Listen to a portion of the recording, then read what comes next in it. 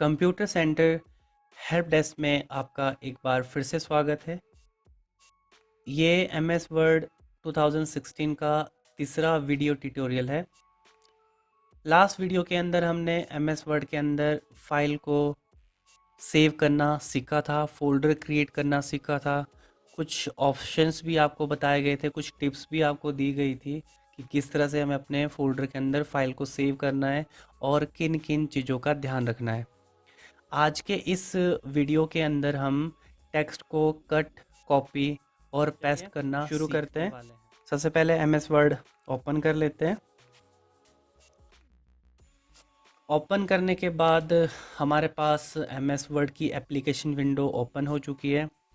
तो जैसे कि आपको बताया गया था कि हमारे पास यहाँ पे डिफरेंट टाइप्स ऑफ टैब आपको देखने को मिलती है, जिसमें से हम शुरुआत कर रहे हैं आज होम टैब से। और होम टैब में आपका पहला जो ग्रुप आता है वो है आपका क्लिपबोर्ड ग्रुप।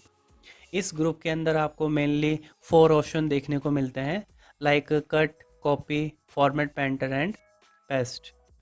तो सबसे पहले आज हम जो है इसी ग्रुप को परफॉर्म करने वाले हैं।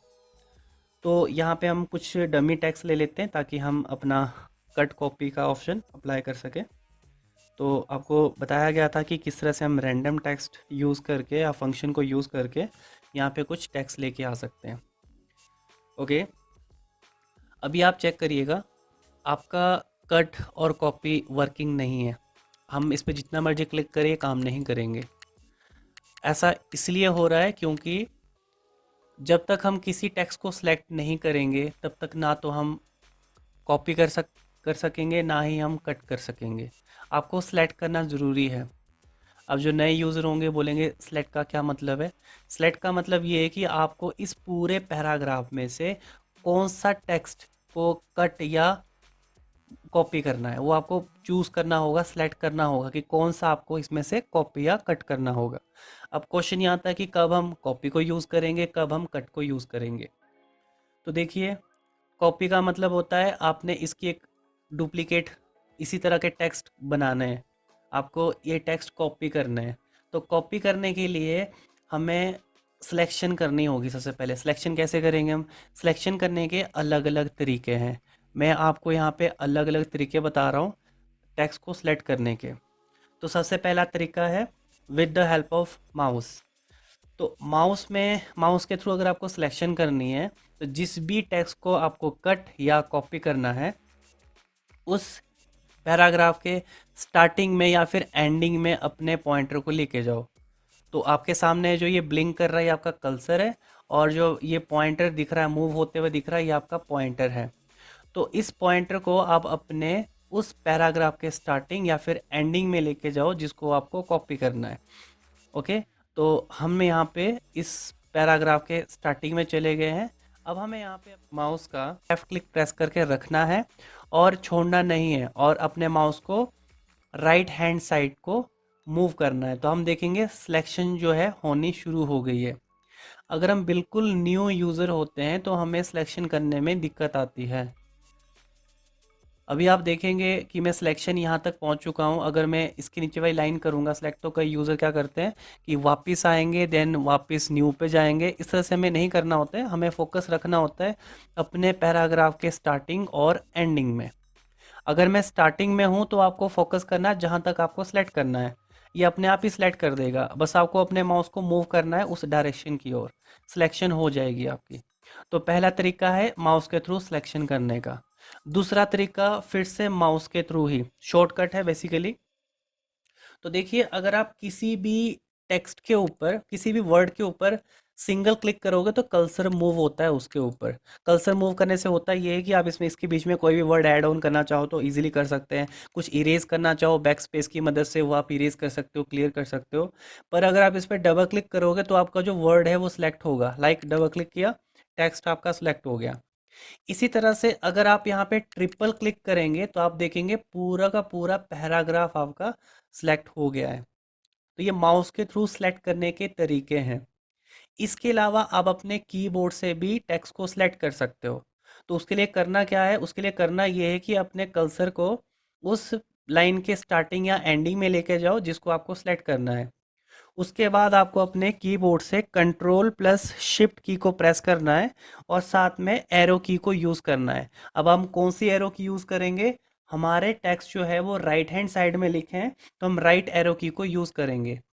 अगर आपको कंप्लीट वर्ड को, कंप्लीट पैराग्राफ को सिलेक्ट करना है, तो आप यहाँ पे डाउन एरो की को यूज़ करोगे, तो आप देखेंगे पूरा का पूरा पैराग्राफ का सिलेक्ट हो जाएगा। तो ये था तीसरा तरीका with the help of keyboard. अब कीबोर्ड से एक और तरीका हमारे पास आता है टेक्स्ट को सिलेक्ट करने का, और वो क्या है? तो जिस भी टेक्स्ट को या जिस भी सेंटेंस को या पैराग्राफ को आपको सिलेक्ट करना है, उसके स्टार्टिंग में जाइए और अपने कीबोर्ड से F8 की, जो फंक्शन की आती है F8 की, उसको 2 टाइम सेलेक्ट प्रेस करिए, तो 1 और 2। आप देखेंगे आपका जो वर्ड है, टेक्स्ट जो है वो सिलेक्ट हो गया है। अब अगर मैं एक और बार प्रेस करूंगा F8 को, तो ये इस सेंटेंस को सिलेक्ट कर देगा। तो देख सकते हैं जहाँ पे डॉट है लास्ट में, वहाँ तक सिलेक्ट हो गया ये। इसके अलावा अगर आप एक और बार प्रेस करोगे F8 को, तो ये इस पूरे के पूरे पैराग्राफ को सिलेक्ट कर देगा। इसी तरह से अगर आप एक और बार प्रेस करोगे, तो पूरे के पूरे डॉक्यूमेंट को ही सिलेक्ट कर देगा।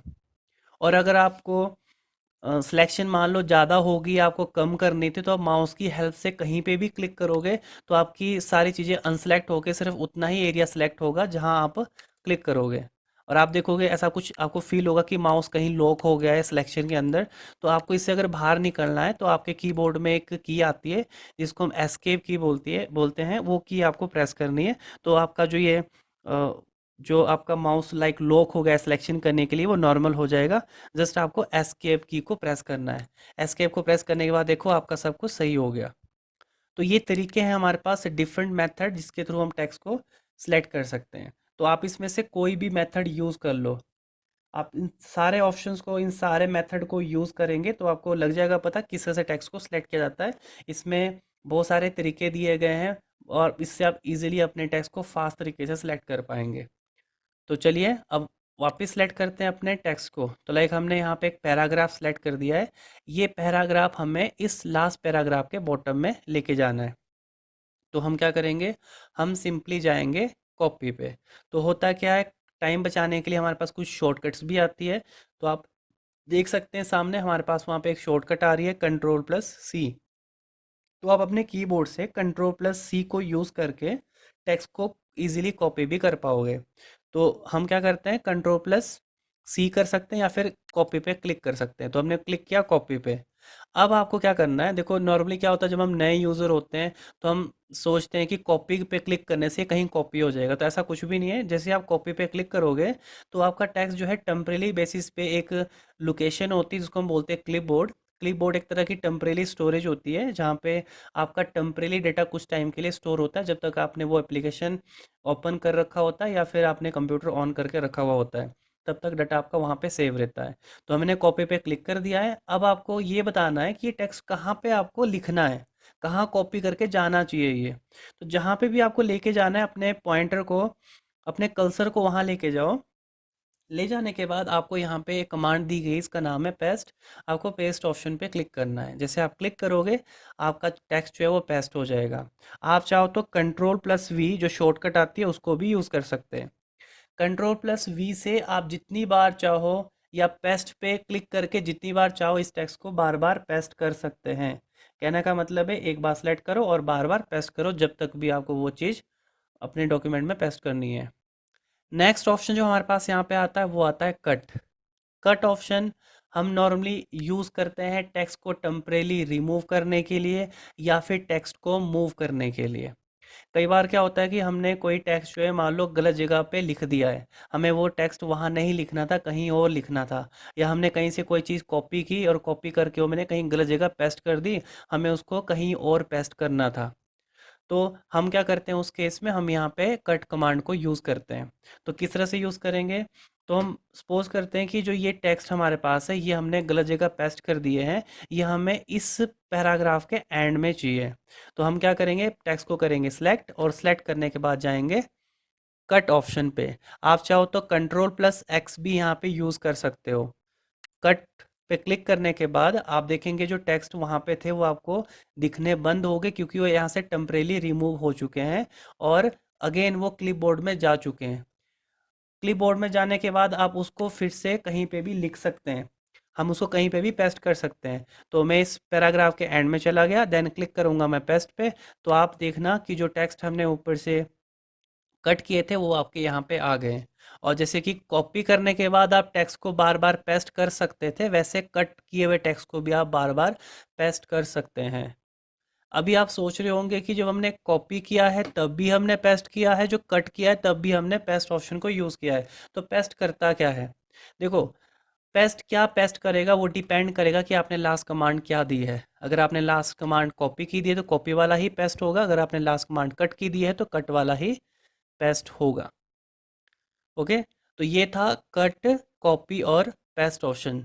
इसके अलावा हमारे पास यहाँ पे पेस्ट में कुछ और भी एक्स्ट्रा ऑप्शंस आते हैं। इन ऑप्शंस को मैं आपको अलग से बताऊंगा, अलग से यूज़ करना बताऊंगा कि क्या है।